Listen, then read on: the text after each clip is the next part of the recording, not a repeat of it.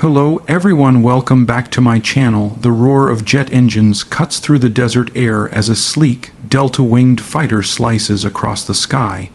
Its silhouette is unmistakable, sharp, angular, aggressive, and full of attitude.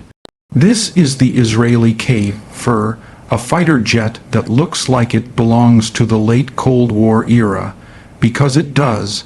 Yet here it is, still flying missions today, more than 4 decades after it first took to the skies. At a time when modern air forces rely on cutting-edge fifth-generation aircraft equipped with stealth, supercruise, and sensor fusion, the Kfir continues to defy expectations. It refuses to retire, refuses to be forgotten, and refuses to be outclassed by the passage of time. And that's what makes its story so fascinating.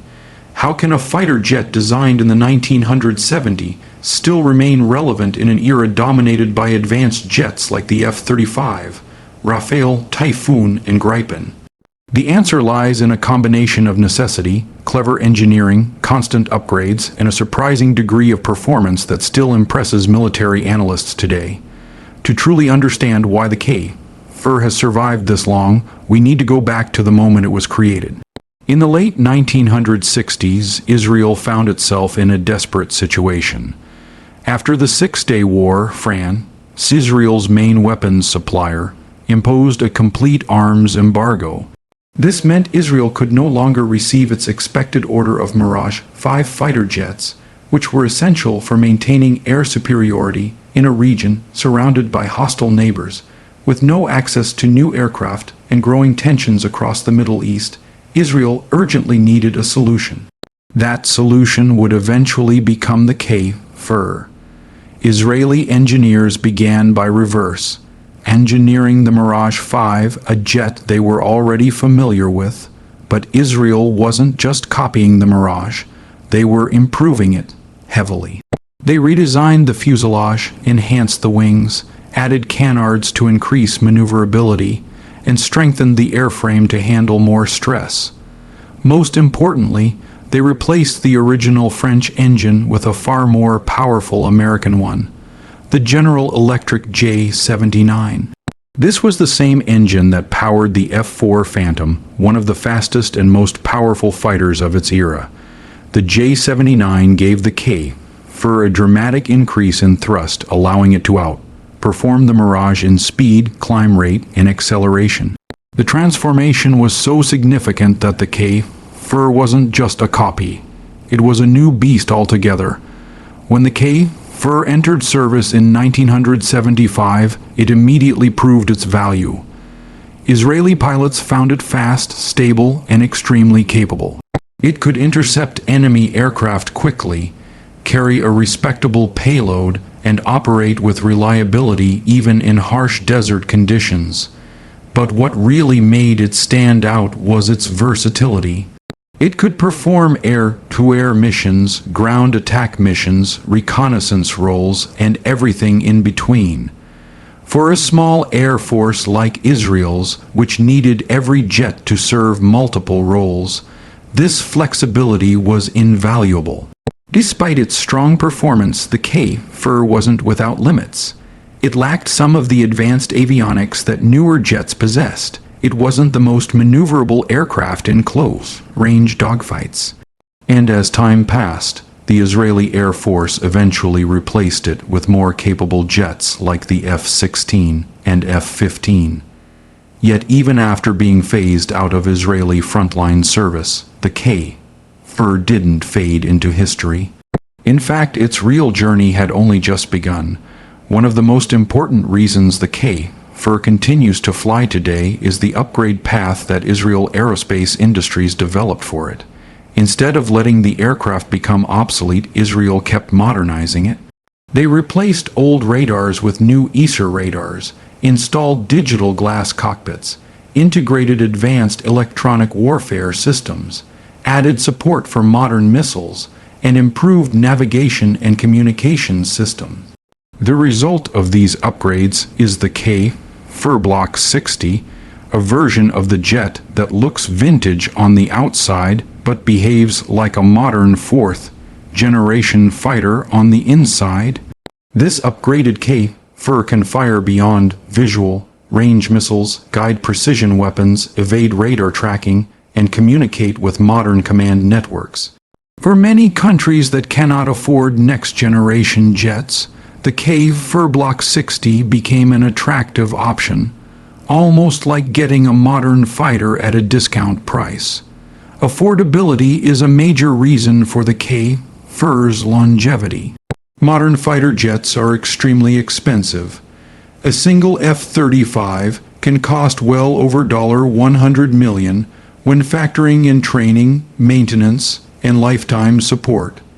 Not every Air Force can afford such an investment.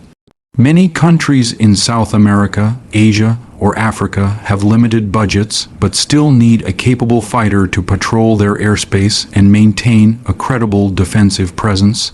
The Kfir fills this role perfectly. It is cheap to operate, easy to maintain, and powerful enough to deal with regional threats. That's why countries like Colombia, Ecuador, and Sri Lanka have purchased and flown the jet. Colombia in particular has relied heavily on the Kfir, using it to intercept hostile aircraft, participate in joint exercises, and maintain round-the-clock defense readiness. With Israeli upgrades, the Colombian Kfirs are among the most advanced fighters in their region. Another reason the Kfir continues to survive is its ruggedness. Unlike more delicate modern jets, the Kfir was built to be tough. Israel designed it to withstand rough runways, extreme weather, and high-stress combat conditions.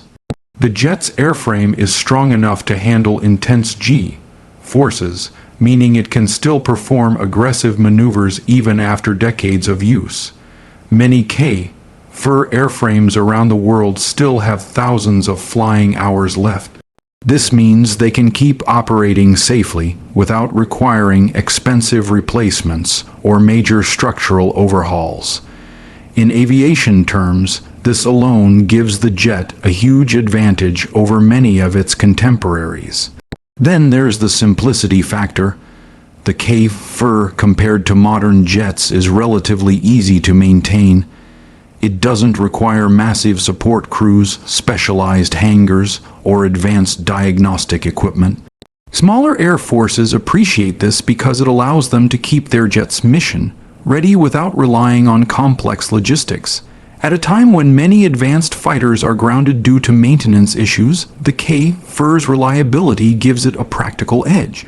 The Kfir has also gained a new life through private military contractors and aggressor squadrons. In the United States, several Kfirs have been used as adversary aircraft to train American fighter pilots. These jets simulate enemy fighters during mock battles, giving U.S. pilots realistic dogfighting experience. The Kfir's combination of speed, sharp handling, and compact size makes it a challenging opponent, perfect for training. This role alone has extended the jet's relevance well into the modern era. Instead of facing retirement, the Kfir is actively contributing to the training of some of the most advanced militaries in the world. Of course, the Kfir isn't perfect. It isn't stealthy, it cannot supercruise, and it lacks the advanced sensors that define modern fifth-generation fighters. In a high-intensity conflict against advanced air defenses, its survivability would be limited. But that's not the environment most operators of the Kfir are dealing with. For border patrol, counterinsurgency operations, national air defense, and training roles, the Kfir is more than sufficient. It occupies a unique place in the global market, a fighter that is modern enough to be useful, cheap enough to be accessible, and proven enough to be trusted. The Kfir's legacy is not just about tech or engineering, it's also about adaptability. Few aircraft have demonstrated such a long lifespan while continuing to play meaningful roles around the world. Every upgrade extends its life. Every export deal introduces it to a new region. Every training mission proves it still has something to offer. In a world dominated by expensive, complex, high-tech jets, the Kfir represents a different philosophy. It shows that with smart modernization and strategic thinking, even older aircraft can remain effective long beyond their expected service life. As the years pass, the Kfir's story becomes even more remarkable. It has outlived many of the jets that were supposed to replace it. It has flown in multiple continents, served in different air forces, and adapted to changing military needs. Whether operating as a frontline fighter, an aggressor aircraft, or a low-cost patrol jet, the Kfir has refused to fade into history.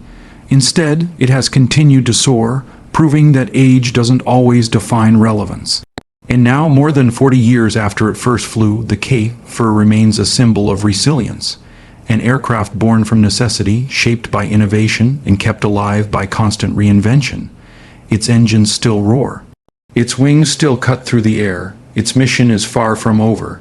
And as long as the world continues to seek dependable and affordable air power, the Kfir will continue to take off, climb into the sky, and remind everyone that even a fighter from the past can still dominate the present. Outro, and that's the story of why the Kfir fighter jet continues flying after more than 4 decades. A jet that should have retired long ago, but instead became a symbol of endurance, ingenuity, and practicality. Its legacy proves that sometimes the old warriors still have plenty of fight left, and the skies are not quite ready to say goodbye.